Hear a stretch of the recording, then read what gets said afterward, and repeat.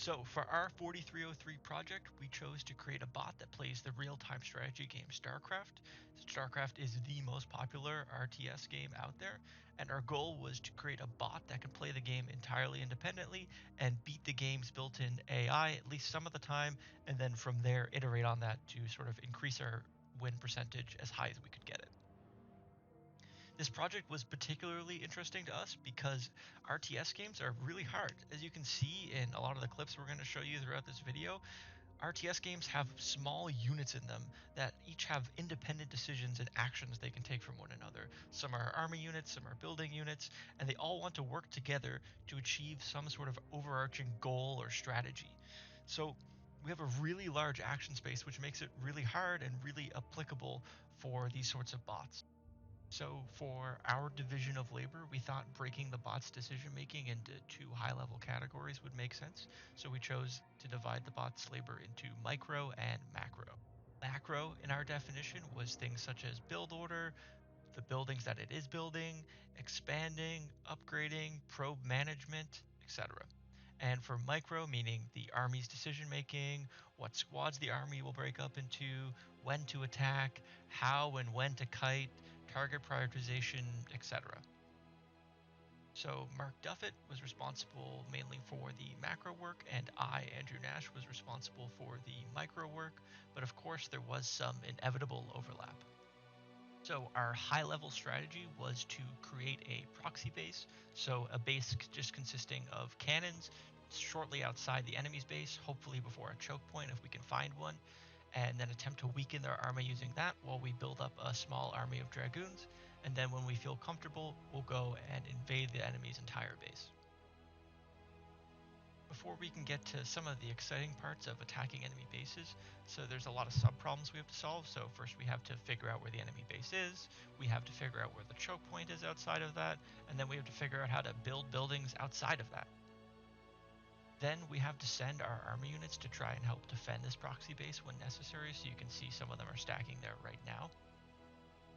And then we have to have some logic that decides when we are of appropriate army size to start getting more and more aggressive and then eventually invade the enemy base. Then, once we start invading or attacking enemies, we have to figure out when it's appropriate to kite and when it's not.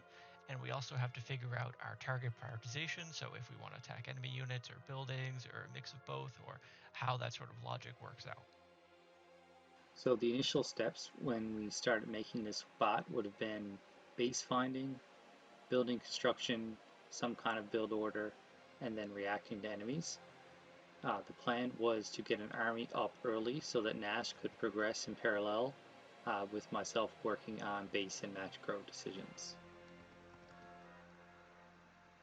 So this could be an example of our pathfinding. As you can see, the scout immediately leaves the base, checks one enemy location. It will just search to where the edge that might find an enemy structure would be seen. Checks another one, nothing. And now we know that the enemy base is in this last potential starting position. So it will actually stop without checking it, short of this choke ramp. So I initially started doing the base finding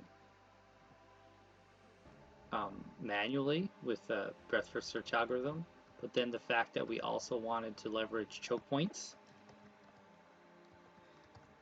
that we brought in BWEM library, so it shows the base and then it shows the choke point,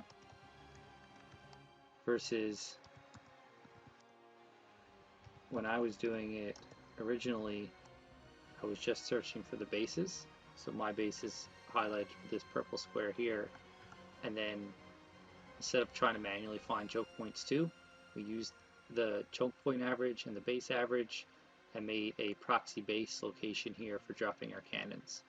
So if it's not apparent now, we've went down the early game cannon rush path, specifically just to bottleneck the enemy into one of their bases to allow us to get to Dragoon level.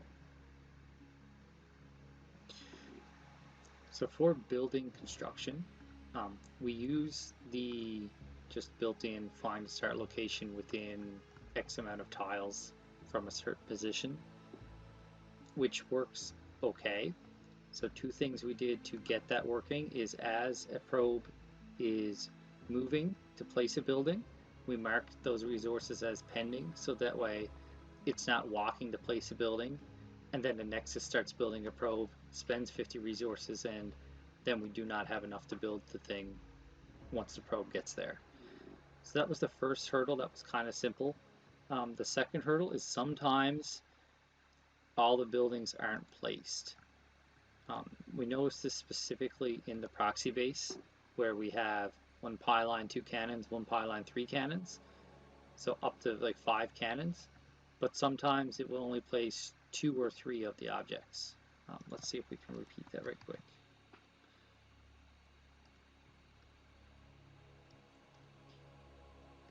So I guess in terms of building, the proxy base will not start building until we have a forge. So one improvement we could do is, if like this run, if we find the proxy base before the forge or the pylon is started, we just build the forge and the pylon here, but then we run the risk of the forge dying. So this should build 7 buildings, but using the default algorithm, which just takes this blue location and a span of, I don't know, 8 or 20 tiles, whatever the buffer is right now, it should try to place all of them, but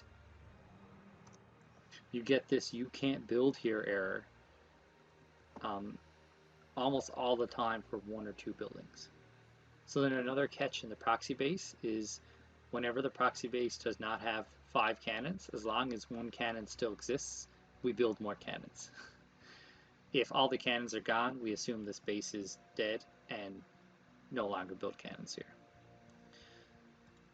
So then back in the main base, once the proxy is up, we follow a set build order.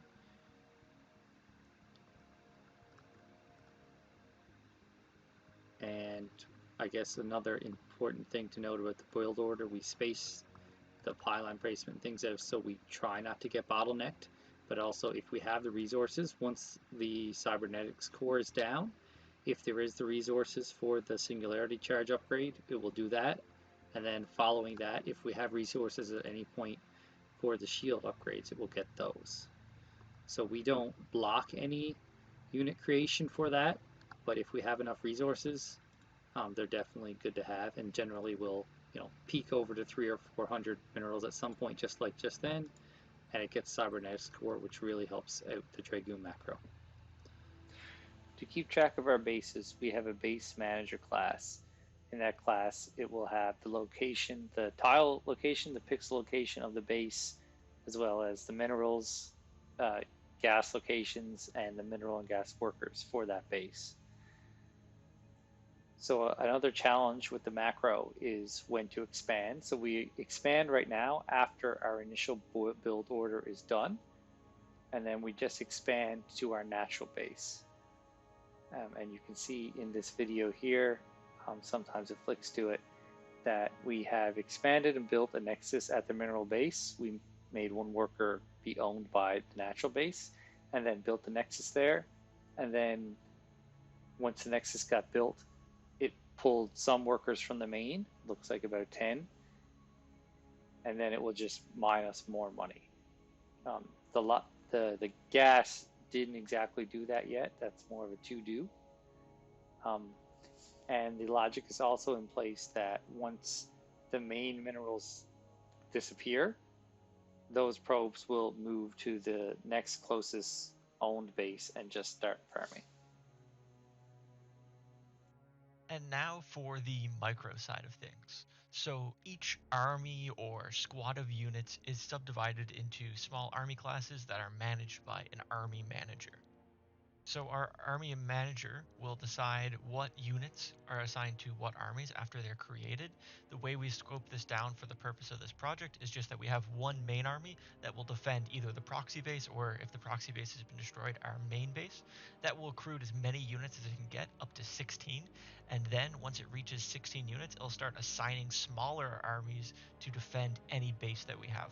Then once each base has a small army of 4 to defend it, all remaining units will be assigned back to that main army, accruing it to be as large as we can possibly get it to be. Based on how large any army is, it's assigned a different aggro level, meaning how far it can travel from the base that it's defending. We have an additional extra check on top of this so that armies that are really small won't actually attack any enemies until they've baited them into cannon range. In order to keep our design as simple as possible, the army actually only has two states, attacking and defending. So the same exact code for defending a proxy base is used to defend a main base or a natural base. This makes switching army states really simple. If our proxy base has lost all its cannons, we assume that it's dead, and we just change the base that the army is defending to our main base instead. Once the bot has finished its pre-described build order, it relies upon the army to request what units it's looking for. This could be built upon heavily, but for now we just request dragoons because that's the unit we're best at microing, and if we don't have any observers, we request one observer just to help us detect any hidden and invisible units. For our unit kiting and micro in general, we took a lot of inspiration from UAlbertabot. Given a target that we've selected, we calculate the time it would take us to become in range of that target. If our attack will be off cooldown by the time we're in range of that target, we'll start heading towards them. If our attack will not be on cooldown, then we'll continue kiting backwards in the opposite vector direction of that target. But if there are nearby cannons, we'll actually prefer to kite near them instead. One improvement we would have liked to make to this kiting was right now we don't check if our opposite vector direction is connected to a wall, meaning that we could kite back into a wall and actually end up moving nowhere, or we could even kite back into another unit. So we'd want to be able to check this and figure out if we're actually going to be able to move back and make a smarter decision based upon that information. The targeting decisions we make are based off of Stardust's targeting algorithm, which is also based off of UAlbertabot's algorithm. First, we'll look through all the units in the nearby area, and we'll assign them a score based on how threatening the building or unit is. You can see some good examples of this in the current clip as the Dragoons clean up the Terran base. They're targeting enemy units first, then they're targeting drones, then they're targeting buildings that are most important. You'll see the building upgrades they'll actually ignore till the very end because the building upgrades are actually useless without the building.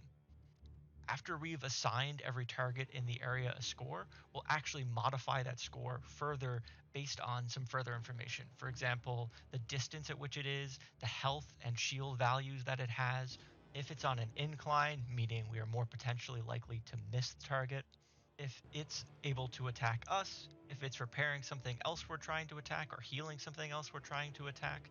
And we also have some special cases for siege tanks, which are particularly annoying, so we want to target them if they're in siege mode.